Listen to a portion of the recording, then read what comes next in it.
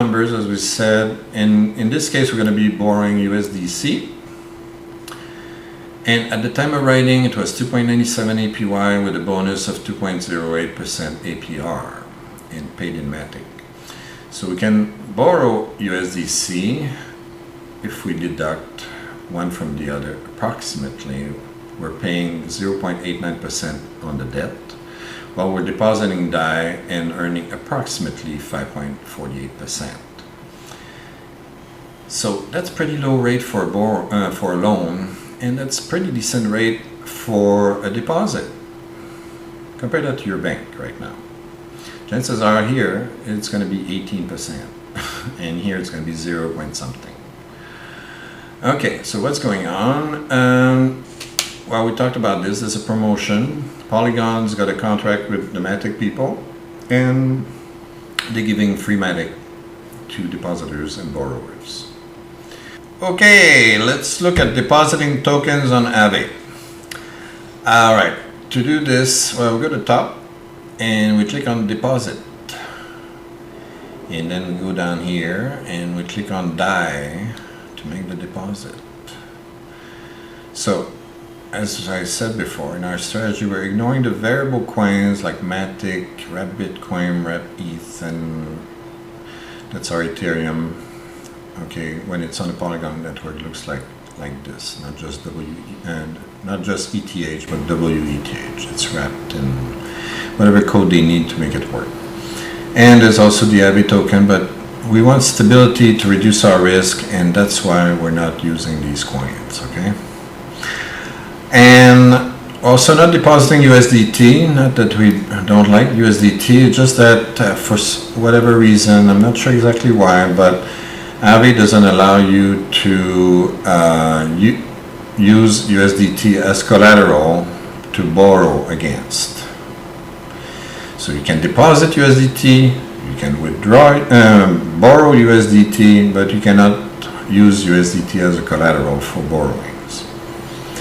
And we want to use our deposit as collaterals, so we forget about USDT for now.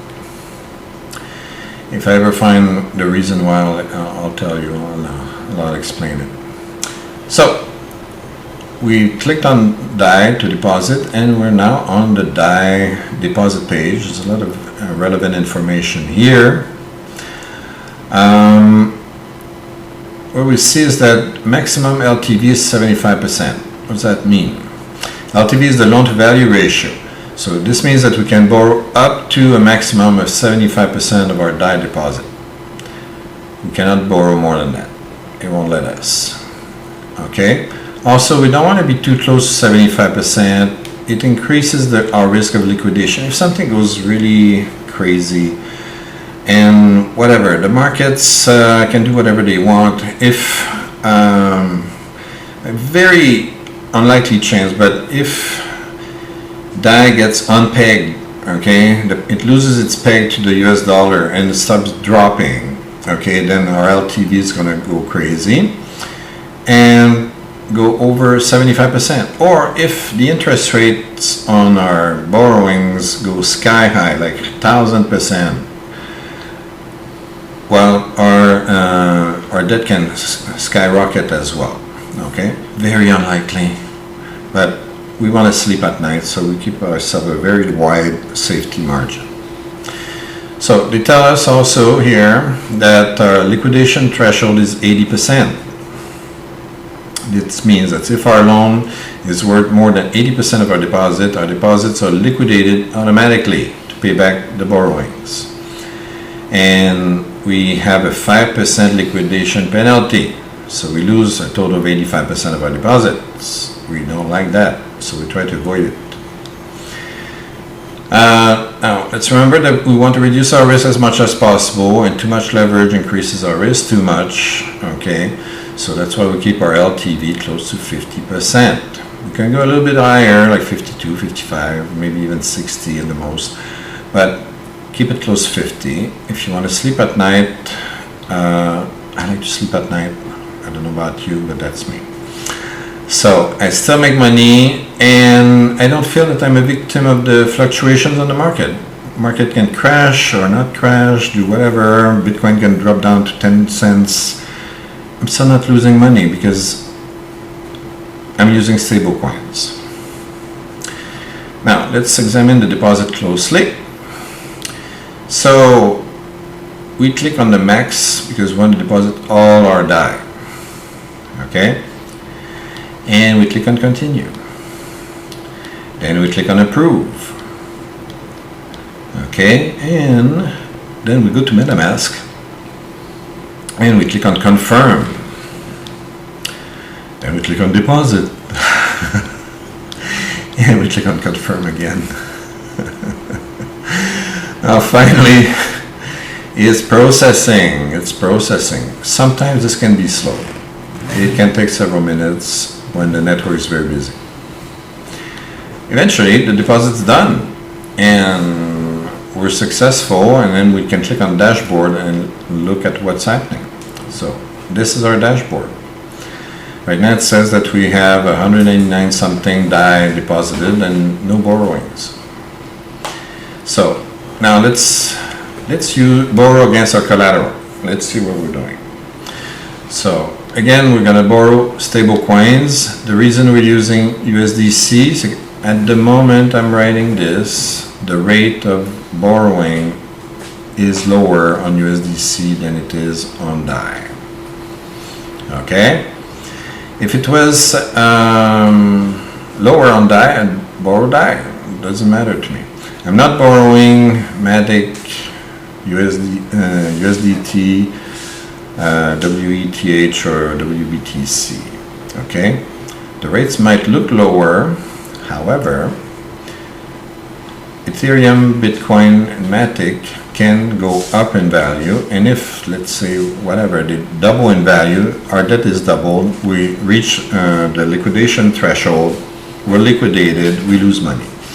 I don't want that. Okay, so we borrow 100 USDT. Oops, sorry, that's USDC. We borrow 100 USDC, which is about 50% of the value of our DAI deposit. So,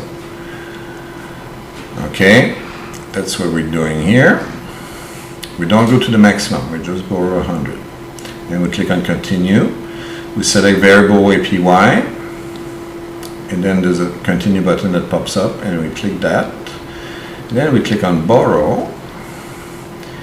We confirm on our wallet, we wait a few seconds, and eventually it's done, and we click on dashboard.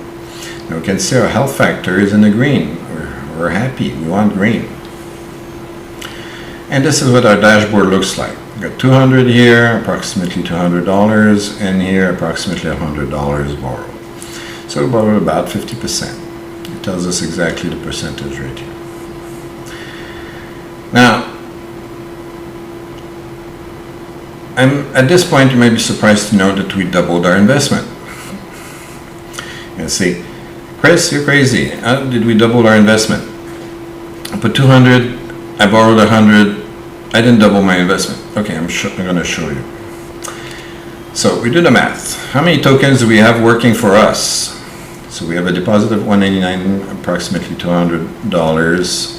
Working at 4.19 APY plus 1.21 APR Matic bonus. We have a borrowing of 100 USDC. I need to change that. Where we pay 3.07% and get paid 1.94% APR on the same borrowing. So it's like a virtual investment too. There are many other auditing firms out there. You Google them if you're looking for audits for a DeFi protocol that you're interested in. You should try to find an audit, okay? Good websites will prominently display that they've been audited by this firm and that firm and so on. There are firms that don't show their audits because they claim to be an exact copy of another protocol. For instance, QuickSwap is supposed to be a copy of Uniswap.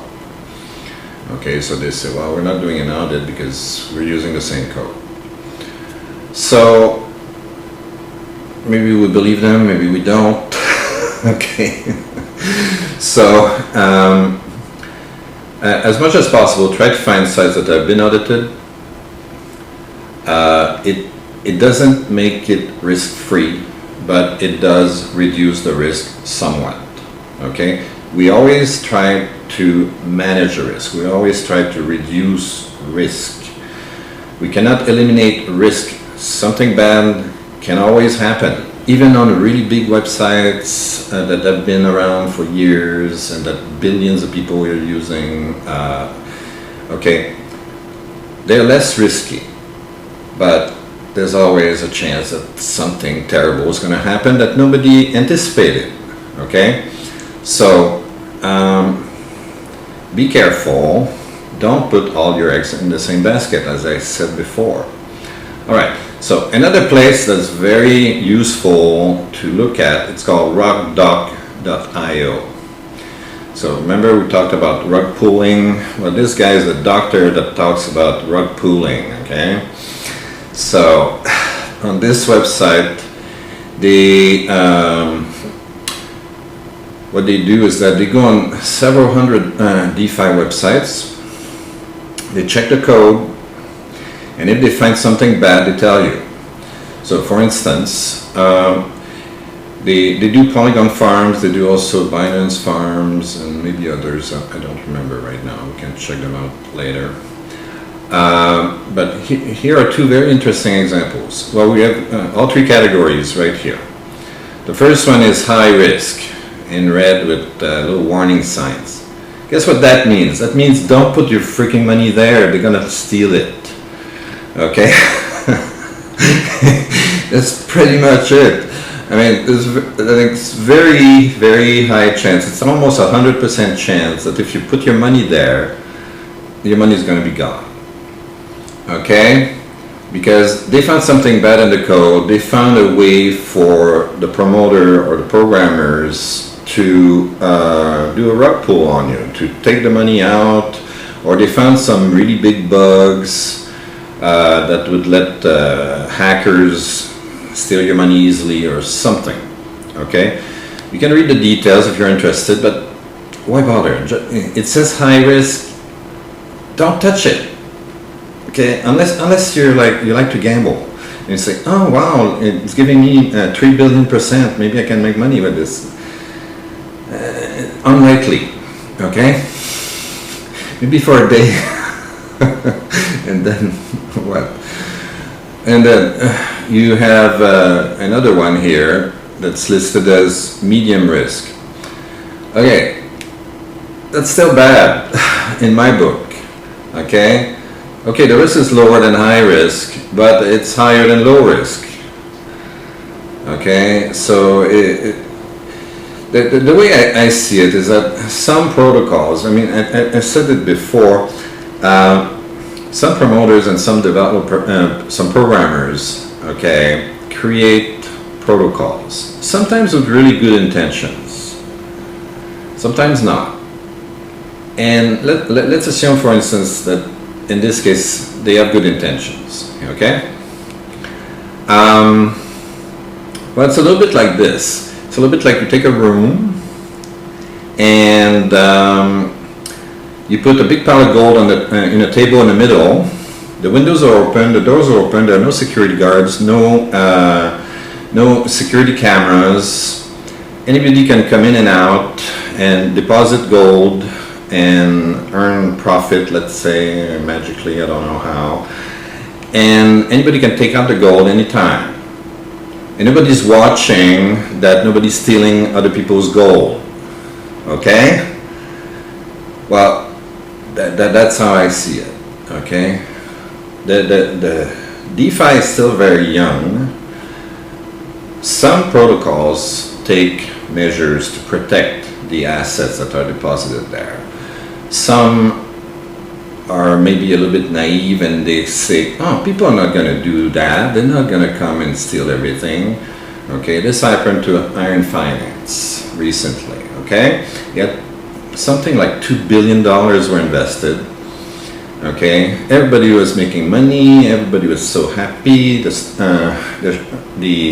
crypto prices were going up, like in a parabolic fashion. And then suddenly the whale said, time to take the money out. And they went at, they took like millions and millions of dollars. We're talking hundreds of millions of dollars very quickly. And in 12 hours, the crypto went from $60 to 1/millionth of a dollar or less. Why? Because the programmer said, well, we didn't think that something like that would happen. Well, now you have to think about it, okay? Now, what's interesting is that because of this event, new DeFi protocols say they have an anti-whale system. So they will not accept people that can put more than 1% of the total deposits, for instance. Or they won't let people withdraw more than 1% of the total deposits. Okay, that might help, okay? So who knows? Maybe it's going to be successful. Maybe nobody's going to want to invest there because you say, well, I want to invest 100 million. I cannot put it in your protocol. Whatever. People are using their imagination and trying to find ways to solve problems right now, which is a good thing.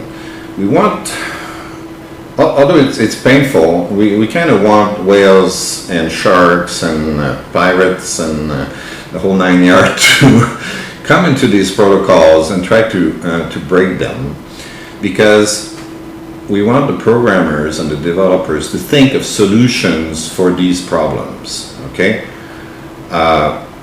It's good to do it now when the market is still small and young, okay?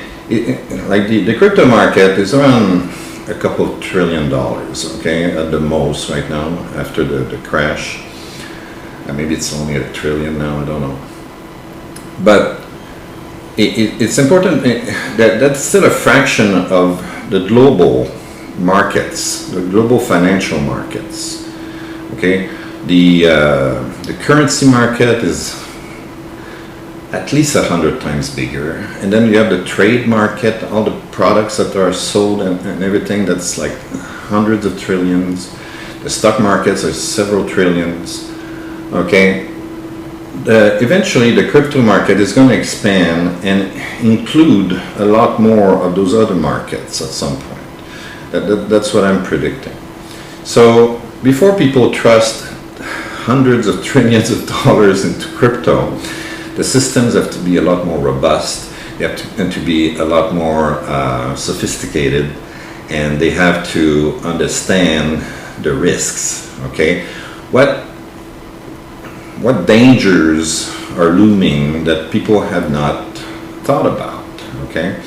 So programmers and developers need to smarten up, okay, and eventually they will develop much more robust, much more reliable systems where people can feel a lot more secure into depositing. Right now, the crypto market's still a little baby, okay? It's only a few years old. It's like what? The DeFi is what, 3 years old? Okay, it's literally like a baby. Okay, it's doing some really amazing things. It's extremely creative, and that's what I like about it. It's very exciting, but it's naive. Okay, it's not so sophisticated yet. Okay, the big boys, the big whales, okay, will always do their best to screw it up. Okay, because they want to make money as fast as possible, and they don't care if there are tens of millions of people that get hurt in the way. That's their business. Their business to make money and screw everyone else around. Just ask the big banks. That's what the big banks like to do.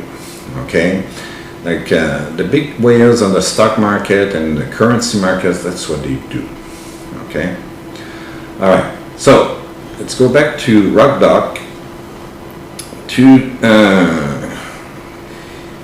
simplify. Look at the three categories. Try to avoid these two.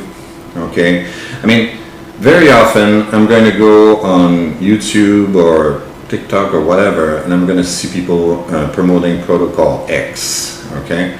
Then I look at it, and it happens to be a high risk or a medium risk protocol, and I'm like, okay, are they being paid by those guys to promote this? Okay, be careful. Don't trust everybody that talks on YouTube, not even me. Do your own research, okay? Check it out. I'm not an expert like those rugged up people. Okay, I cannot look at the code and tell you, here's the bug. No. Like, these are experts. It doesn't mean that they know everything, but if they find something bad, chances are it's bad. Now, when it comes to low risk, it still doesn't mean no risk. It's low risk. It's lower than these other two. Okay?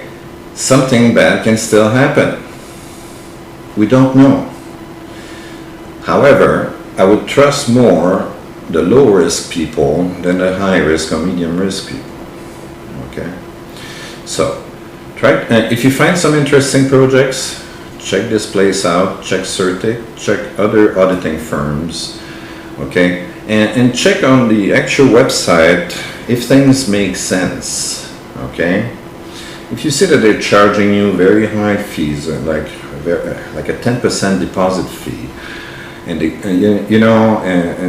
and also if if the project is very, very young, if it opened yesterday, and it's giving you 10 million % profit, very risky, okay? Maybe you want to wait a little bit, wait a month until they have several $1 million invested in there. Typically, I like to wait until a protocol has about 100 million, okay? Doesn't mean it's safe, but it's a little bit safer, okay, or a little bit less risky than a protocol's got like less than $1 million in it, right? At 100 million, chances are a lot of people have done their due diligence and have trusted the system. It's still not perfect. As I mentioned, Iron Finance had $2 billion in it.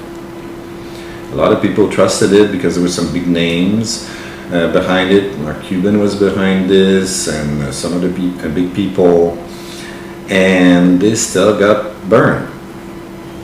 Okay, so don't put all your eggs in the same basket. Don't put all your money on one protocol because you say, "Oh my God, so and so is promoting this. It's got to be good." No, it doesn't have to be good because some famous person put his or her money in it. Okay. Somebody can still screw it up, okay? Maybe intentionally it's going to be the internal, maybe it's unintentional, maybe it's someone from outside that found a bug in the system or a flaw in the system, a way to exploit the system. It can always happen, okay? Even, like, personally, I really like Aave because I think the protocol is very serious. The team seems to be very smart. They're being audited continuously. However, who knows? Maybe some guy is going to find a way to screw it up, okay, for everybody, and take, I don't know, billions of dollars out. Who knows? All right. So I'm not putting all my money there. I'm putting some there. I'm putting some in other places, and so on. That's what I'm advocating. Okay. Let's look at some popular DeFi protocols, but on Polygon.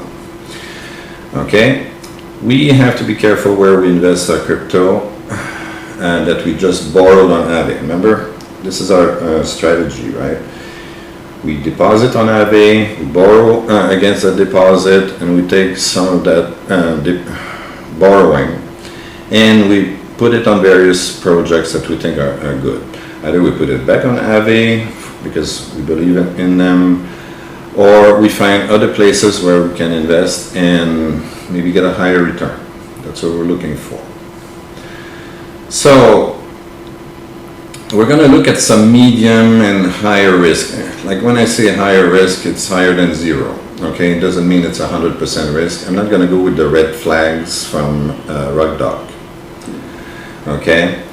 The way I see it, the low risk for me is higher risk.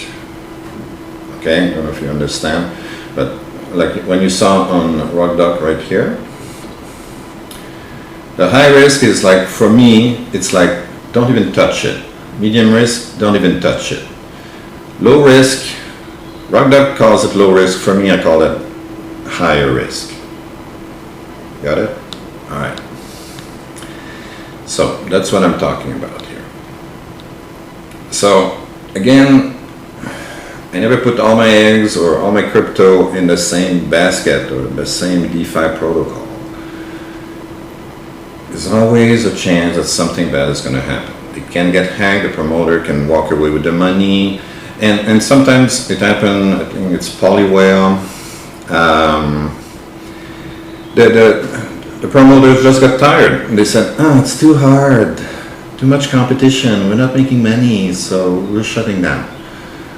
Well, anything can happen. Okay, so if you put all your money there, well, it's gone. Okay, so let's look at a few protocols that I believe are worth looking into.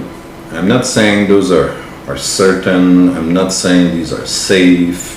I'm saying, for me, the risk is acceptable. Maybe not for you, okay?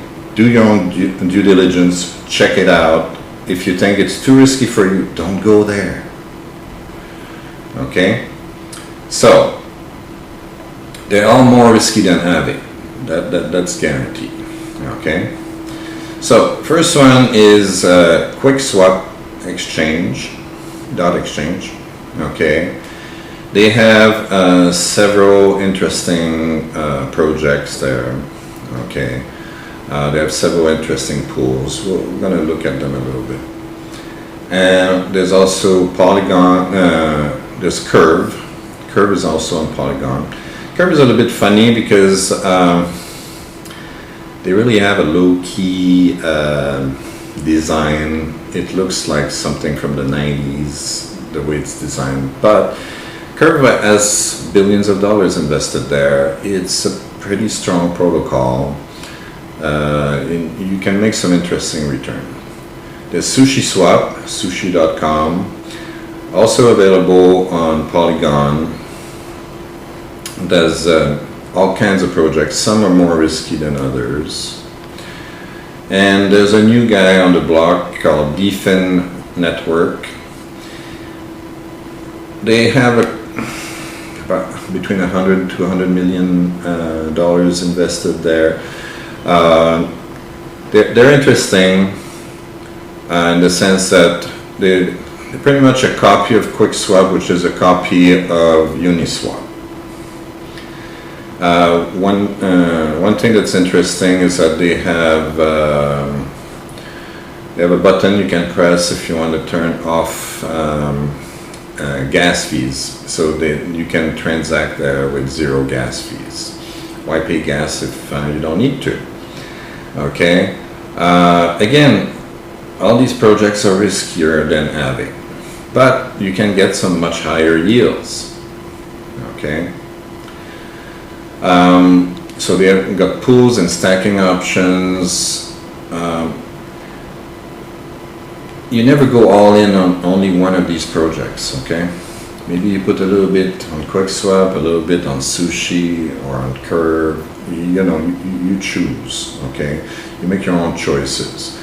Also, you can, to reduce your risk, you can put pairs of stable coins in and not use their, like sometimes they have their own farm tokens and they're going to pair it with Ethereum or Matic or whatever, okay? Those are a bit riskier, and that's why they're going to give you a higher return. The interest can be very, very high. Like on some projects, it can be a couple 100%. But that means also that the chances of losing money are also much higher. So if you want to experiment, start with small amounts. Okay? If you have a very, very large portfolio, let's say you have a $10,000, let's say you have a $100,000 portfolio, well, maybe use less than 1% on some of these as an experiment and see what happens. You put $500 or $1,000 because it's less than 1% of your portfolio. So you lose it, you don't lose much sleep over it.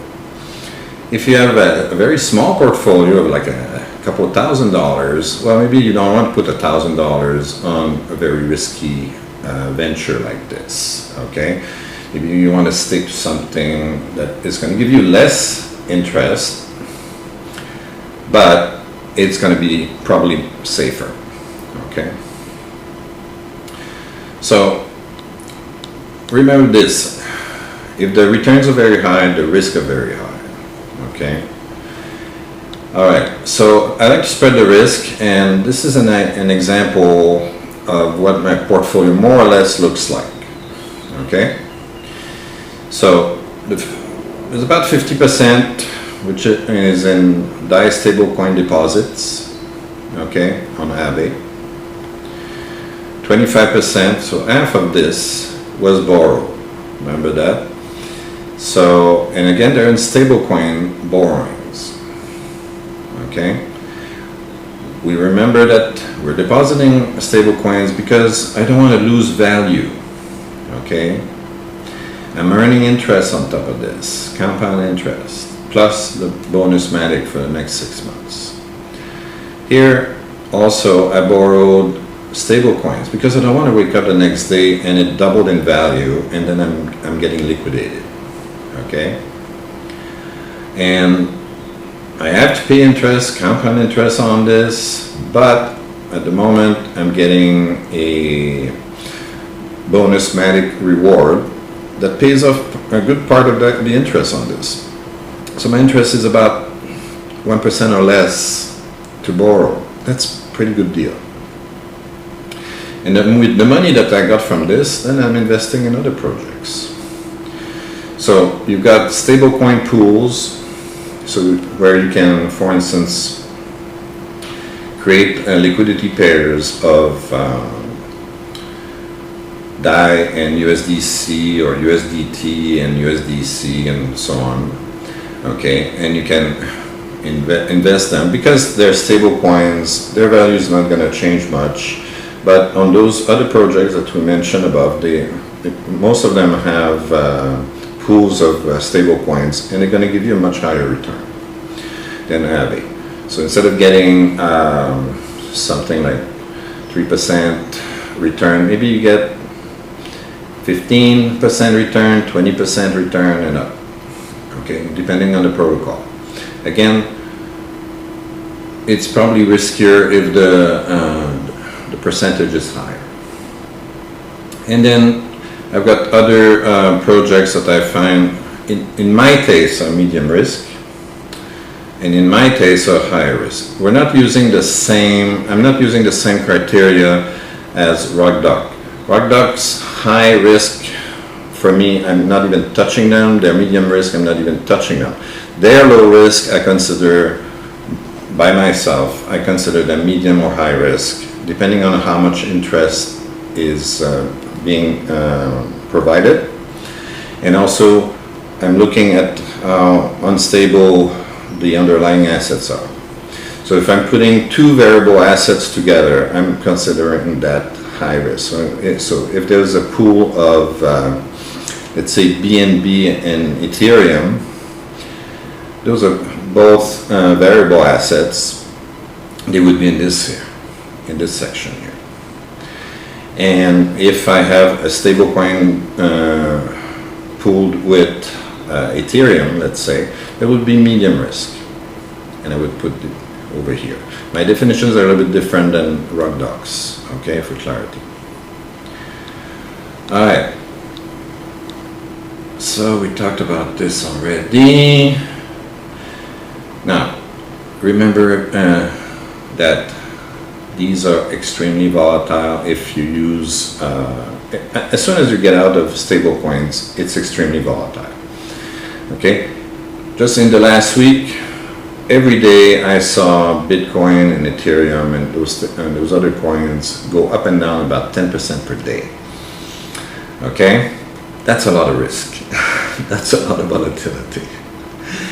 If you can stomach it, go for it. But understand that you can win or lose 10% per day. And if there are 5 days of 10% losses, you lose your money pretty fast. Okay, that's pretty much a guarantee. Okay, so let's not forget that nothing is guaranteed. The rates and the prices of crypto assets change every few seconds. Okay, you don't know what's going to happen in the next 15 seconds.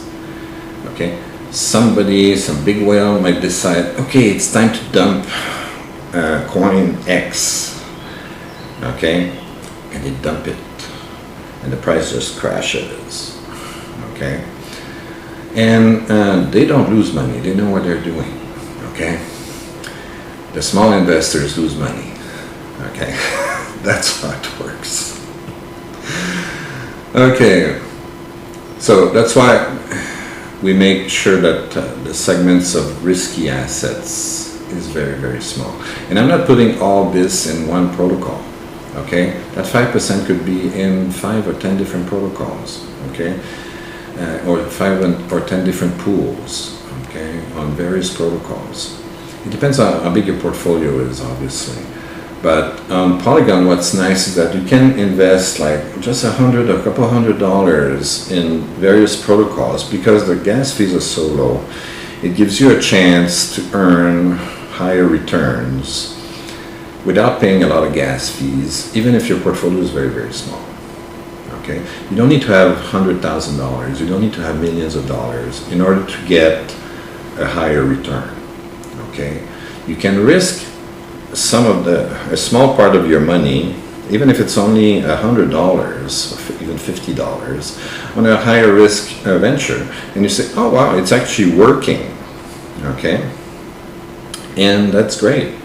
But the rest of your assets are put in a relatively safe environment. Okay. All right. Conclusion.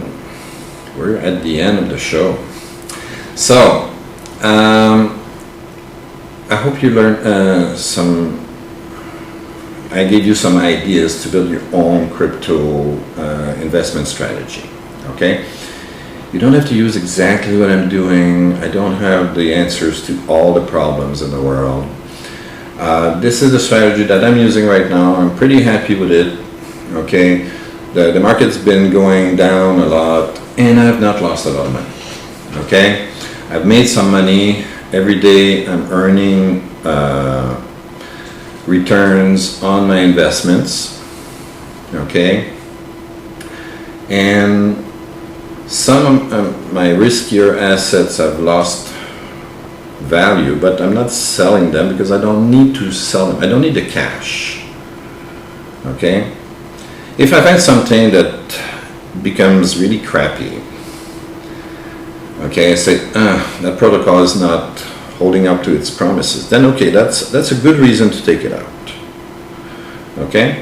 If you invested in something and it's supposed to give you, I don't know, 50% return, and 3 days later it's giving you a 0.1% return, say, well, I can do better than that.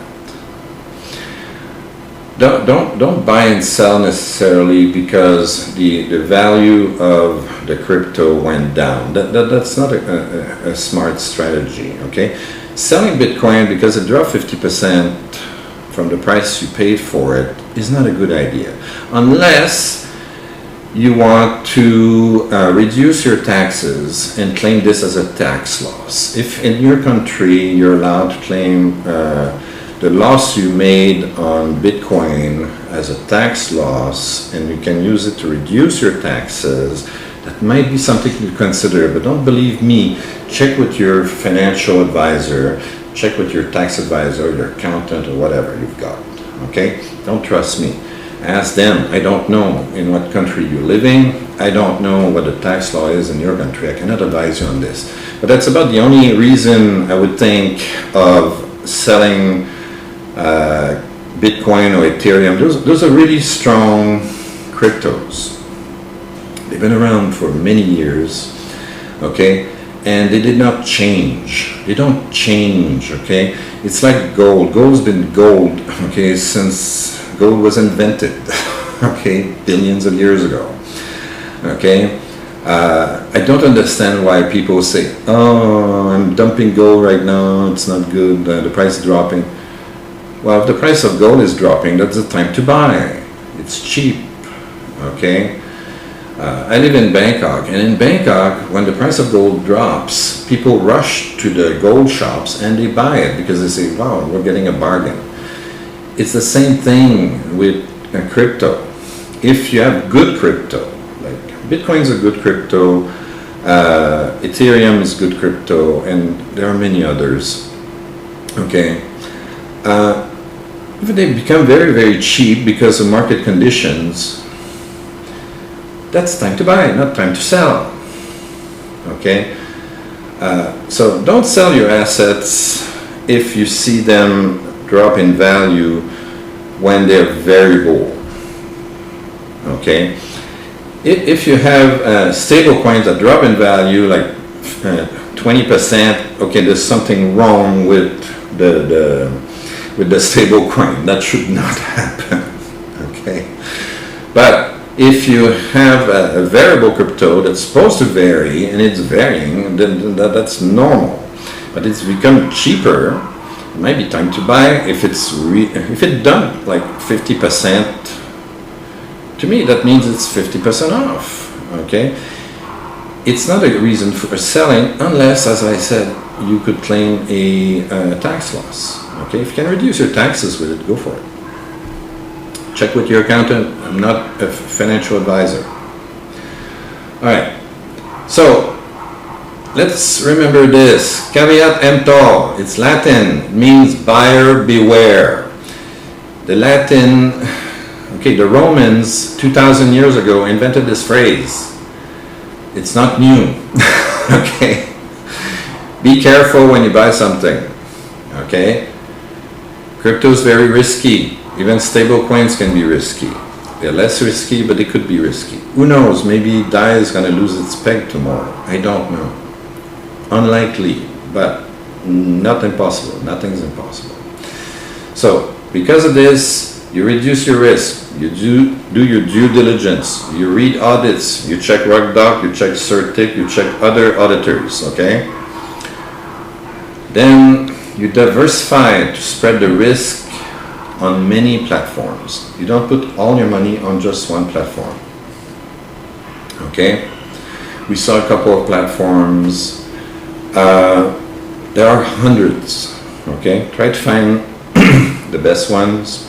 Use the tools that I'm provided with Certic and RugDoc. They help at least get rid of the bad elements. Okay? And then don't put money in crypto that you can afford to lose, especially when you go with risky investments, okay? I don't like to lose money also, and that's why I put the core of my crypto investments in stable coins.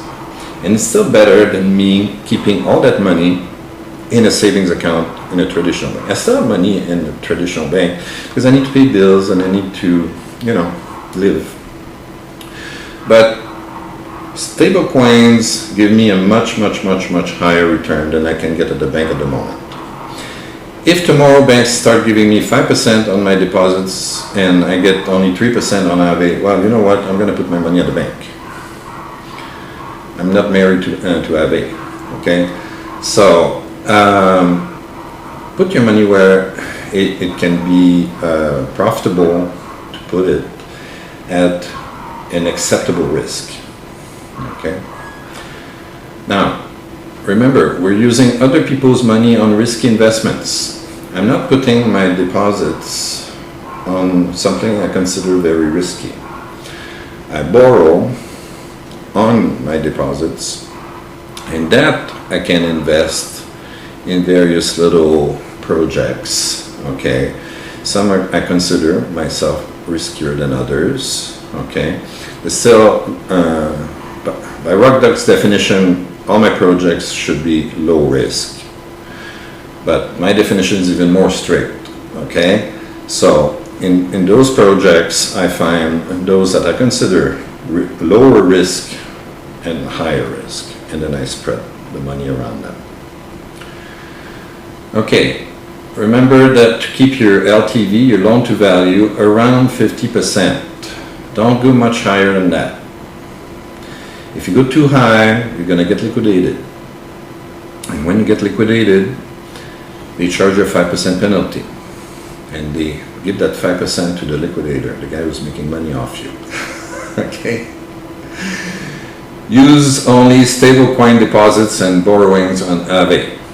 You are allowed to deposit Bitcoin there. You're allowed to deposit Ethereum there and Matic.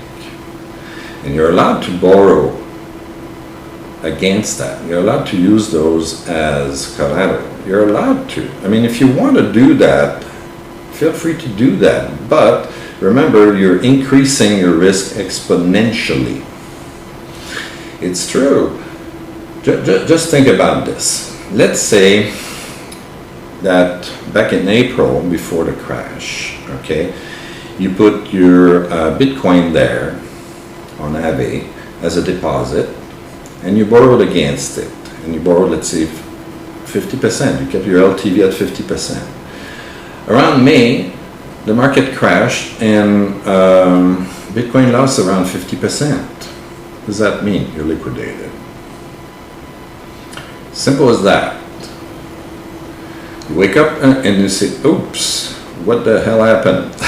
Okay, your positions have been liquidated, and they charge you a 5% penalty. So not only did you lose 50% on the value of your Bitcoin due to market fluctuations, but Aave charged you 5% on top because they liquidated you while you were sleeping and the market crashed. Okay? So, and that's why I want to be able to sleep at night and wake up and say, oh, I still have my money there. Okay? I don't want to lose it. Same thing, you could have a stable deposit, a stable coin deposit, but you decide to borrow in Ethereum. Okay? And you say, well, Ethereum is really low right now. Okay? You say, okay. But let's say the market, changes attitude and everything is bullish, and you're saying, hey, Ethereum's the best, and Ethereum doubles. Guess what? You're liquidated again. Okay? Your stable coin stayed the same, but your deposit stayed the same, but your borrowing doubled in value. So it reached 80%. As soon as it reaches 80%, the program automatically liquidates you and charges you 5%. So you lost you lost all that value. You lost a good chunk of your deposit. Most of your deposit is gone. Okay, so that's why that's why I'm using stable coins. Okay, stable coins for deposits, stable coins for borrowings, because I want to know where I'm at every day. Okay. And I use about 25% of my portfolio in something I consider riskier. Okay, still not very high risk, but riskier than this. Okay. All right. Remember to reduce your gas fees as much as you can. Okay. Fees. I hate fees. Okay. They reduce my earnings. Okay, and that's why I don't do a lot of transactions on the Ethereum network at the moment, okay? Because why am I paying $50 to make a deposit? Okay, or $30 or whatever the gas fees would be, okay? Because how long it's going to take me to earn that $50 back? If I don't invest hundreds of thousands of dollars or millions of dollars, okay, it's going to take a long time for me to earn that money back. If I just invest a few $1,000s, a few $100s at a time, it's going to take me ages to earn that money back. Okay, that's why we're trying to reduce our gas fees, and that's why we're sticking mostly to Polygon. We can go also on Binance Smart Chain. The fees are reasonable, but why pay $1 in fee or 50 cents in fee when you can pay 0.00001 cent in fee? You know what I mean? Try to keep your money working for you, not working for other people. Finally, we play safe, okay? We sleep well at night and we make money while we sleep.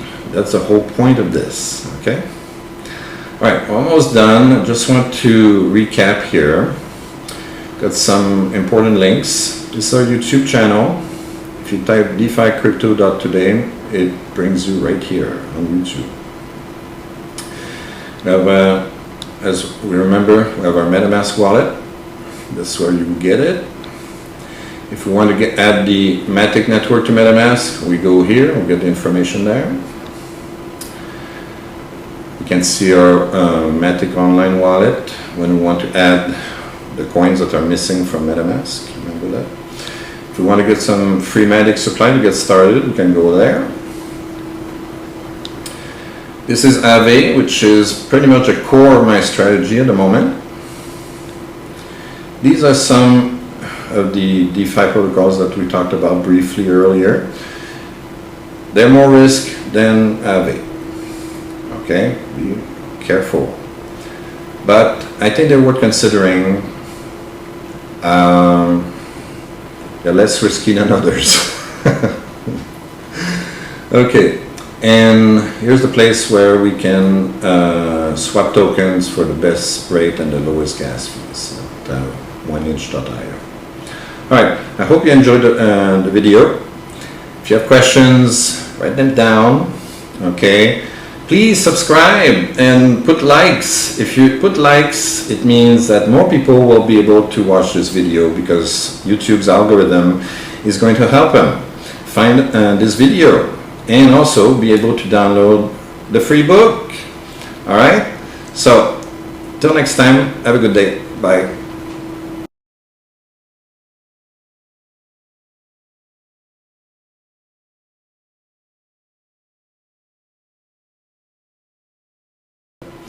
If we want to get some free Matic supply to get started, we can go there. This is Aave, which is pretty much a core of my strategy at the moment. These are some of the DeFi protocols that we talked about briefly earlier. They're more risk than Aave. Okay, be careful. But I think they're worth considering. They're less risky than others. Okay, and here's the place where we can swap tokens for the best rate and the lowest gas fees at 1inch.io. Alright, I hope you enjoyed the video. If you have questions, write them down. Okay, please subscribe and put likes. If you put likes, it means that more people will be able to watch this video because YouTube's algorithm is going to help them find this video and also be able to download the free book. Alright, so till next time, have a good day. Bye.